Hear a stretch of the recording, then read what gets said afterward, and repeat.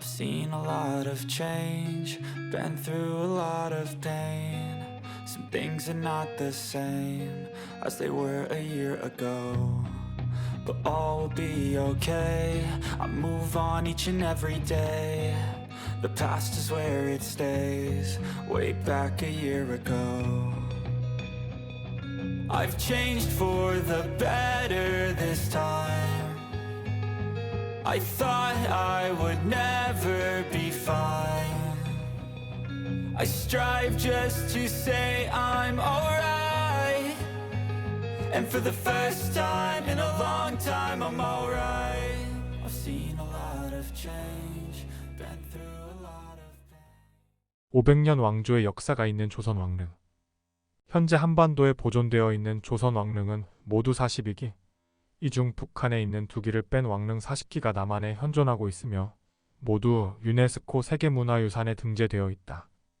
서울과 수도권 전역 최고의 명당에 조성되어 있는 조선 왕릉 능침 공간은 자연의 지형을 살려 여러 형식으로 조성되어 있다. 그리고 여기 일반적인 조선 왕릉과는 조금 다른 능이 있다. 홍릉은 조선 제16대 왕이자 대한제국 초대왕제인 고종과 명성황 후의 동봉 이실 압장릉, 유릉은 대한제국 제2대 황제인 순종과 정비 순명효황 후, 계비 순정 효황 후의 등으로 조선 왕릉 중 유일한 동봉 삼실 합장릉이다. 이 두 곳을 합쳐서 홍유릉이라 한다.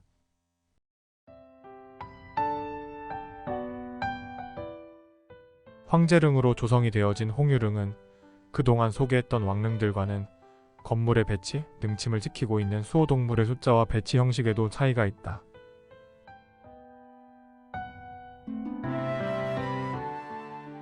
(1800년대) 후반부터 1900년대 초반까지 여러 열강들의 사이에 낀 조선은 어떻게든 살아남으려 발버둥쳤고, 그때마다 일제는 야만적이고 야비하게 조선을 통제했다.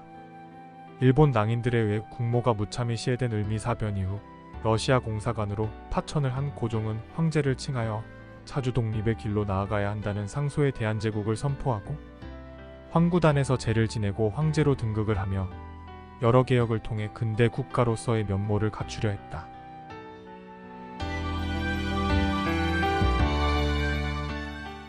그리고 선대 왕들의 묘역을 정비하고 황제국에 걸맞은 새로운 형식의 왕릉을 조성하기 시작한다. 전통적인 조선 왕릉의 형식과 다른 듯하면서도 같고 중국의 황제릉과도 비슷한 듯하며 독특한 형식을 띠고 있다.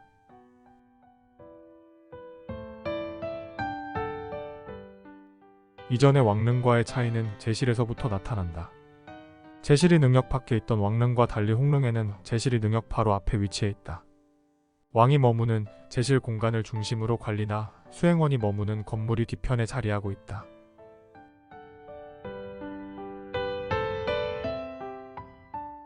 홍살문을 지나면 기존 왕릉은 신로와 어로로 되어 있는데 홍릉은 황제와 황세자가 가는 길을 양옆으로 두고 가운데 신로가 있다.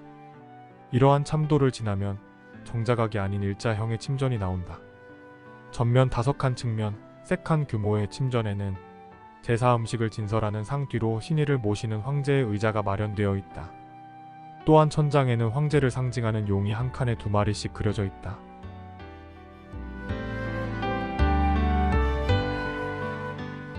왕릉과 황제릉의 차이는 성물에서도 볼 수 있다.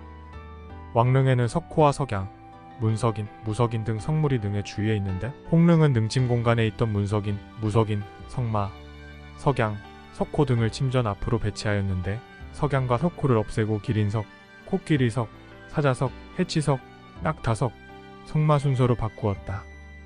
조선 왕릉의 석인은 3등신 인체 비례로 다소 투박하지만 해악이 있는 표정이다. 하지만 홍릉의 석인에는 5등신으로 키가 크고 얼굴은 실제 인물에 가깝게 표현을 했다.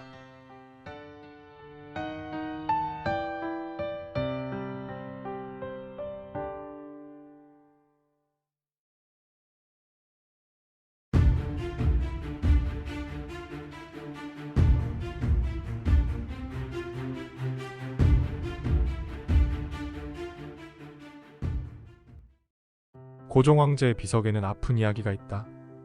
비문에 새길 글씨에 조선 총독부는 대한 앞에 전자를 새기려 했으나 대한제국 정부와 합의가 이루어지지 않아 몇 년 동안 방치되어 있었다.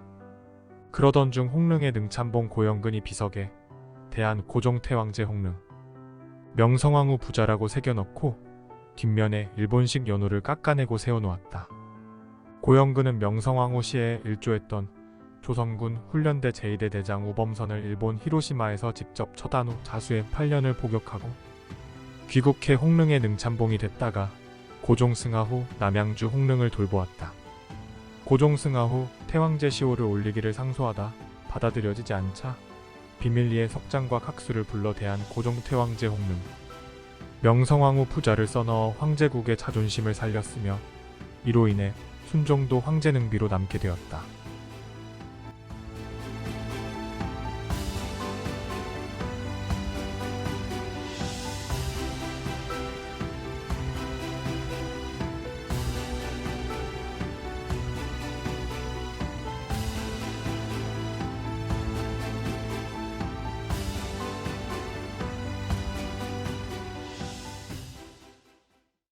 홍릉에서 유릉으로 가는 길에는 연지가 있다. 다른 왕릉의 연지는 하늘은 둥글고 땅은 네모난 천원지방의 사상으로 네모난 연못의 가운데 둥근 섬이 조성이 되어 있는데 홍유릉의 연지는 연못과 가운데의 섬 모두 둥글게 만들어 놓았다.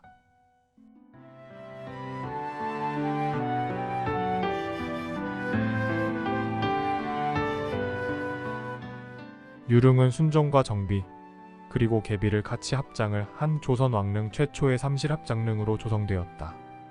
일제가 조성했기 때문에 조선 왕릉의 규범을 따르지 않은 것이다. 또한 홍살문에서 능침까지 직선으로 배치를 한 것이 아니라 제한 공간인 침전에서 능침 공간에 축이 옆으로 비껴나게 틀어놓았다. 아마도 대한제국의 길을 꺾기 위해 일부러 축을 틀어놓지 않았나 추정이 된다.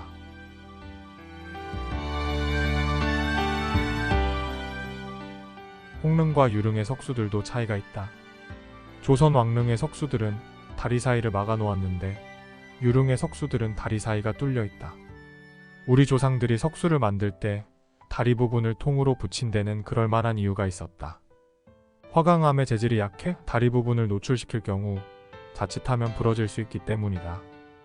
유릉의 성물은 일본인 조각가 아이바 히코지로가 만든 모형을 그대로 확대해서 조각한 것인데 서양식 기법으로 조각을 해서 석인의 모습도 마치 서구의 조각상처럼 보일 뿐 아니라 정감이 없어 보인다.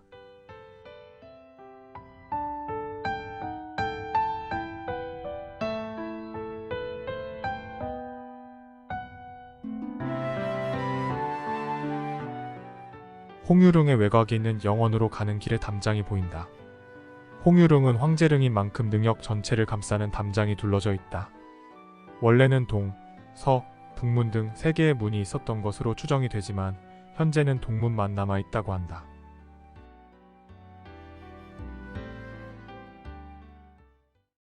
홍유릉의 주변으로는 영친왕과 이방자 여사의 합장릉인 영원, 황세손 2구의 회인원, 덕혜옹주묘와 의친왕묘, 그리고 고종의 후궁인 귀인장씨, 광화당 귀인이실, 삼축당 김시묘와 의친왕의 후실인 수관당 정씨와 수인당 김시묘 등이 모여있다. 대한제국 황실 무덤군이라 할 수 있다.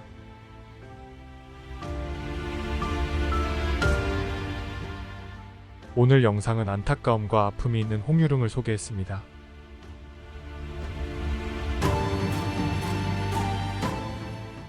물론 고종을 유약하고 무능하다고 보는 시각과 함께 쓰러져 가는 조선을 일으켜 세우고자 노력을 했다라고 보는 시각도 있습니다. 하지만 아픈 역사도 인정하고 유산으로 후손들이 보존하기를 바라는 마음입니다. 다음 영상에서 인사드리겠습니다. 감사합니다.